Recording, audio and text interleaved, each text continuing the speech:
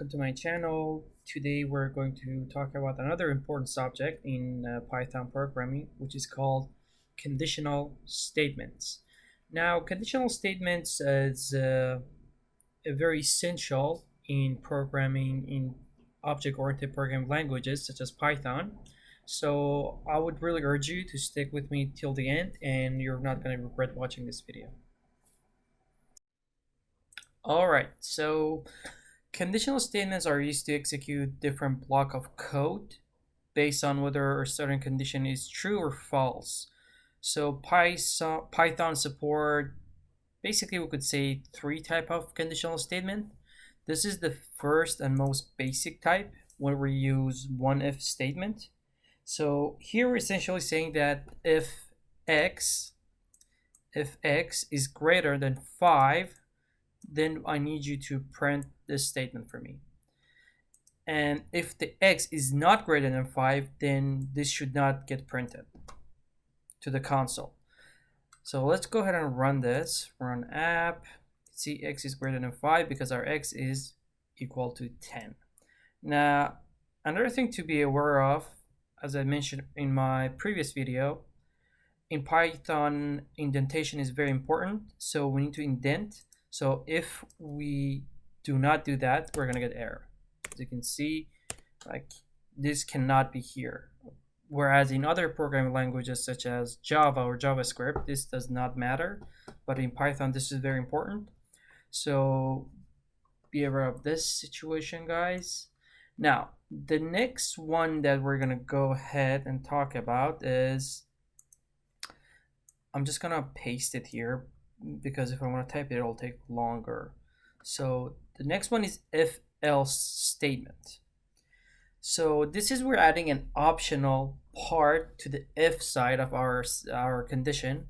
So it's whether this true or the other gonna happen. So just to clarify that, we're saying that if x is greater than 5, we want you to print this.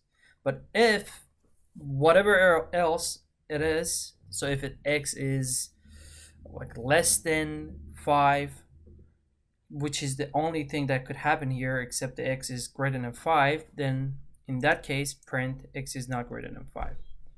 So either this gonna happen. So but in else we don't need to give condition, so we don't need to say else x is less than 5, because that defeats the point. Else could cover everything, but in this if portion, x has to be greater than 5. Not 3, not 2, just 5. But this else could be anything other than this condition. So this one gonna give us the first one. This one gonna get executed because obviously the x is equal to 10 and greater than 5. But let's say if we change x to 4, and let's run this, and you guys gonna see what's gonna happen. X is not greater than 5, so we printed the second one. We printed the else block. This turned out to be true. All right, and the last one we have is if else statement. I'm gonna go ahead and copy paste it also here for you guys. All right. So this one execute one block of code if the first condition is true, and another block if the second condition is true, and so on, the third, the fourth, whatever we have before else. If none of those are true, the else portion would get executed. So we're saying that if x is greater than 10, execute this, and if else or if else is equal to 10, execute this, and if both of these are not true, then print this. So let's go to this first one. We're saying here that if x is greater than 10, then print x is greater than 10. So let's say x is 11, we run it, x is greater than 10. Okay, since x is greater than 10, and in this condition we have said only if x is equal to 10, print this block. So we're not going to print this block. We're only going to print this block. But if we say x is 10 and we run it, x is equal to 10. So, I'm sorry, this one, x is equal to 10. So this one is going to get executed. But just like before, if none of these are true, so let's say if it's 4, no, not 14, 4, then we run it, and we're going to see x is less than 10. Right? So it's a very easy concept. It's nothing very complicated, but we can do a lot, a lot with this. So it's really important to keep in mind that we can play around with this a lot. We can use different set of statements. We can use it for doing arithmetic operations. So a lot can be done with the if statements, and they are super important. And let's go to our next topic. Okay, we have a different type of conditional statement. Like they're basically same, but the way we place them and the way we use them, it'll help us to execute certain type of operations and help us wherever we need them. They're called nested conditional statement. We also have this subject in like database and like a lot of most of the other programming languages. It's pretty basic to understand, but it could get complicated. But we're gonna just go over it as simple as we can, so you guys wouldn't get confused. So nested conditional statements are conditional statements that are placed inside one another. So they follow more complex decision-making logic. So let's say we have x, which is equal to 10, and y that is equal to 5. So as you can see here, we had written x, if x is greater than 5, then, and we go to this code block, and we have another if statement that we said if y is greater than 2, print this. So what is it saying? This whole block is saying that if x is greater than 5, then I need you to enter here. And when you enter here, if y is greater than 2, then execute this. Okay, so but we could enter here, but this would not be true. So we could have, if this was if let's say less than 2, like y less than the 2, this would never get executed. Although this one is true and we're able to get to this code block, but this would never get printed because this one is not true. But if we have another one, if we had like let's say if y, let's say Sam was greater than 2, so, and we had this here, just gonna print it because I'm just gonna paste it, it'll be faster. So we have these two. Okay, the first one would never get executed because y is not less than 2, y is 5, so it's greater than 2. But this one get executed because y, it is greater than 2, and the first condition was met and the second condition was met, so this one get executed. But if we only have the first condition has been met but the second one not, so we can't enter this code block. We will remain in this code block. All right, so we had the other one. Let's just print it and see, run. Okay, we can see this one got printed. All right, yeah. All right. It could be a little complex because, you know, there's no limitation on how many times we could nest, but this is basically when we want to have certain different requirement, like different conditions that need to be met before the other condition has been met. So we need to have here, let's say for sake of argument, we need to have x to be equal than to be greater than 5 first thing. This is very essential for us. If x is not greater than 5, then we don't care if y is greater than 2. So this could be used in various ways that I am going to show you guys in my next videos, but let's just keep it as simple as it is right now so you guys wouldn't get confused. All right, so we have another type of conditional statement. It's called ternary operator. It's basically shortened version of the simple if else operator, if else statement. It's just very helpful to like save some space or make our code shorter, or just do a quick if and else statement. So in those cases we use ternary operators, because you can see sometimes that if and else code block can get a lot of space. So this is an effort to just save some of those spaces. It's very simple. So, and we have put it in the like a variable, which we usually how we do it. And so on the left side of the conditional statement, these are conditional statement here in the middle. We have if and else. So we are saying that if x is greater than 5, and then we have else here.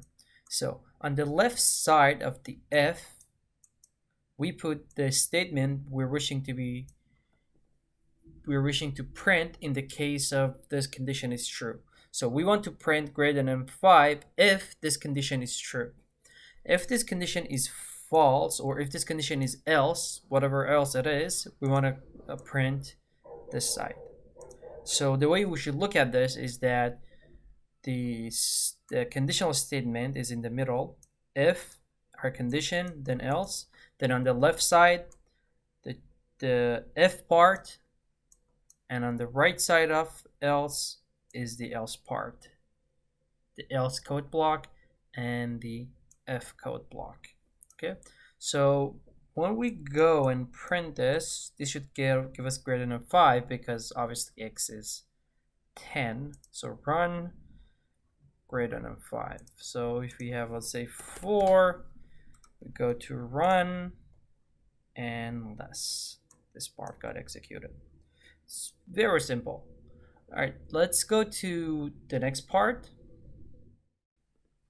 All right, so next one, short circuit evaluation. It's a concept in Python, as you guys know, where the evaluation of the logical expression stops as soon as the result is determined based on the value of the operand encountered so far. So this means that if the value of the first operand, let's say in here in our example, this is the first operand, say the value of the first operand in the logical expression is sufficient to determine the outcome, then we don't go further. So here, let's say this first operand would be enough for us to determine the whole if statement. I'm going to explain this with more detail right in just a little bit. Just bear with me. So we have two type that will connect these two. We have and or. So when we use our operands, both sides with and, so what we're saying that basically if the left operand, if y is not equal to 0, and if this is false, then no further evaluation is performed. Then if this is false, if y is not equal to 0 false, which it is in our case because y it is equal to 0, then we don't go further. Then we don't go to this portion of the code. We stop here, we stop it here, and this will not get executed because the first operand is false. That's why it's called short circuit. We don't go any further. But And also because regardless of whatever it is. So by the way, let's change this to minus, because like 10 divided by 0, it'll give us error. So regardless of whatever it is, we don't care what it is. Regardless of that, we stop here, and this become false whenever the first operand is false. But if, let's say, if the left operand is true, let's say if y not equal to 0 is true, let's say y is 10, like 5, 4, 3, whatever. Let's say this part is true, and then only in that case we're gonna go ahead to the second operand. So then we're gonna go check this one to see if this one is true as well. Then if this one is true, because we have and, if this one also is true, then we're gonna go ahead and print this. But if this one is false, we're not gonna do that. So basically what we're saying that we need both of these to be true in order for us to go to this code block. If one of them is false, it doesn't matter, we're not going to do it. Then this is basically because we have and if ties us to the condition that both of these need to be true, and force our code to make sure that the both operands on the right and left side are true. Otherwise, we're not going to get to this part of our code. So one more last time. If this one is false, we're not going to go any further, because it doesn't matter, because we already know this part is false and we don't care whatever this part it is. We need both of them to be true. If this one is true, we need to check for this to be true as well, because if it's not true, then we're not going to go to this part. All right. But let's say we have or. Let's say instead of and we have or. Oops. Or. So here is a little different because we have used or. So here, if the left operand evaluates to true, the result is true, and we don't go any further. We don't care. We're not going to go any further, because regardless of the value of the right operand, the result will always be true, because we have used or. When we use or, we're saying that either this one, either the left one, or either the right one of them needs to be true. We don't care which one, as long as one of them is true, we're gonna go and print this. Okay, but let's say if the left operand here, it was false,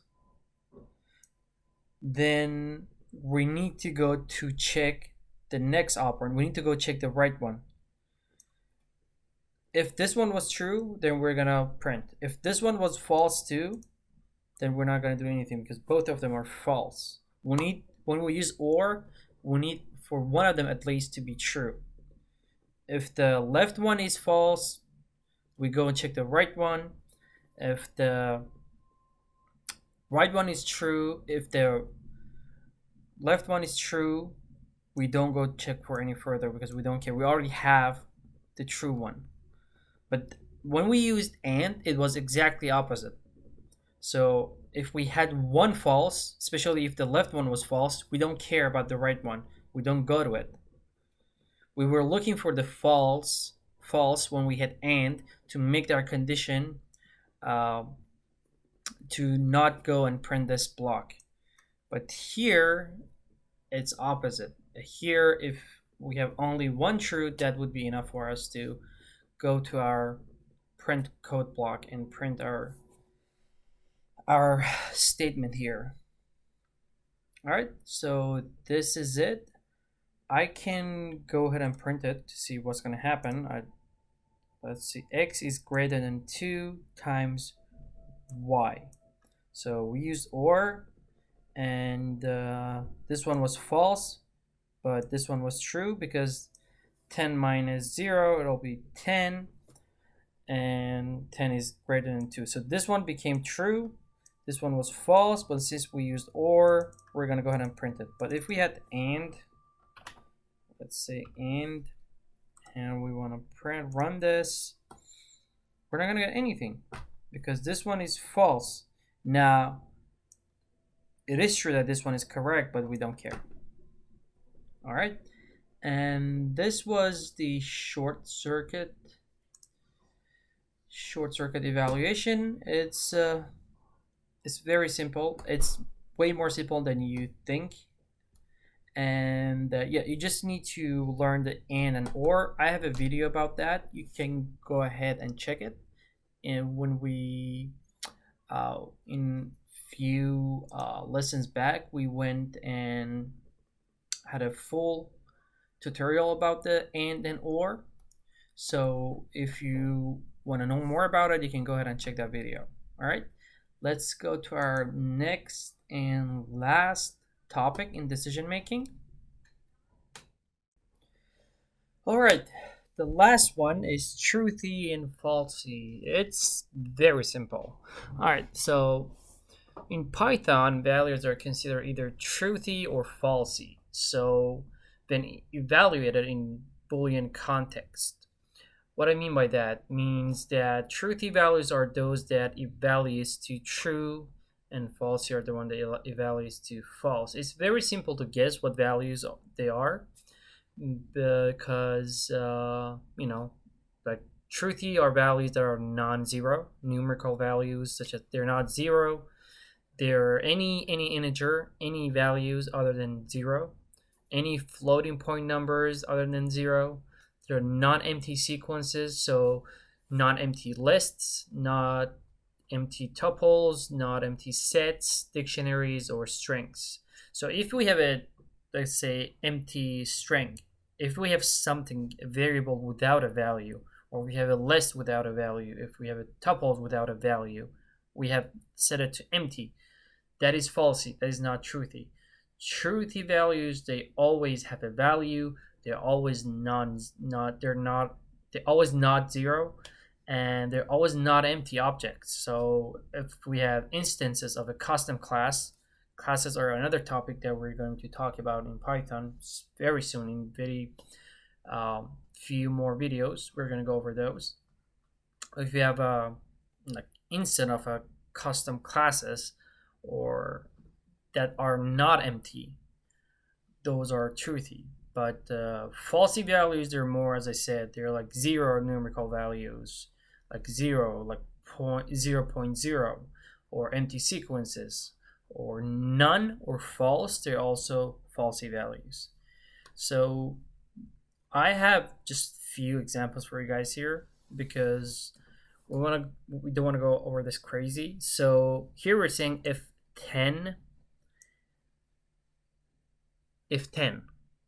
so that means we don't need to give it any like additional, operator. Just if 10 is enough. If 10, print x is truthy, because 10 evaluates to true or false. If it was 0, not 10, the number actually evaluates to true or false. If the number was 0 here, then we have falsy. But if the number is anything else than 0, as I said before, it'll be truthy.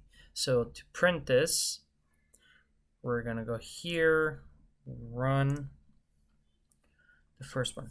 10 is truthy. Why is that? Because this number is not 0. And this would be enough for us. So we can print Boolean expressions. Okay, so when we use it like this, it'll turn into Boolean expression. It'll turn into true or false in case of a 0.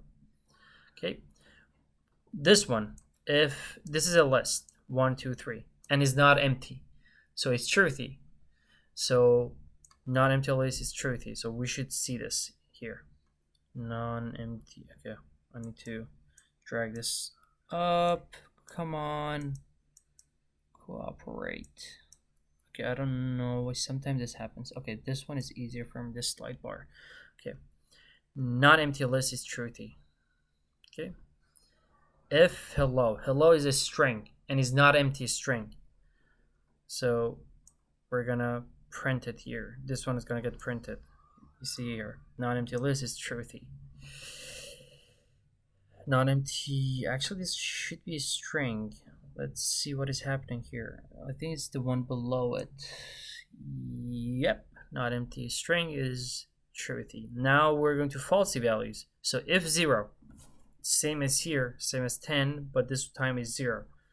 So print 0 is falsy. Is not printing. Can you guess why? Because this condition is not true. If the condition is not true, then this will never get executed. We have to have the if block true in order for the condition to get executed. Since this condition is not true, we're not printing this. Same goes here. This is an empty list, so this is false. We're saying if, we're basically essentially saying that if this list is empty, this is false. So when we have false here, we're not going to print this. This is not going to happen. If none is a falsy value, so this is not going to get printed. See? Nothing. Just going to go a bit slower. Show you guys. Nothing.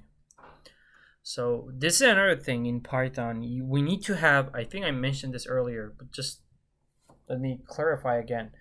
We need to have this block here to be true in order for the next code that we have put in within the if block to be executed.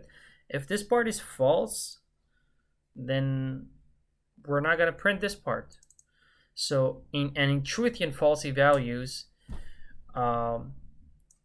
as I said, we have some values that they evaluate to false or true by themselves. We don't need to use like comparison operators to determine if they're true or false. We know they're false if we only use them like by themselves. So if you only use 0 here, or if only we use empty list, we know these are false. So nothing, like our code block here, would not get executed.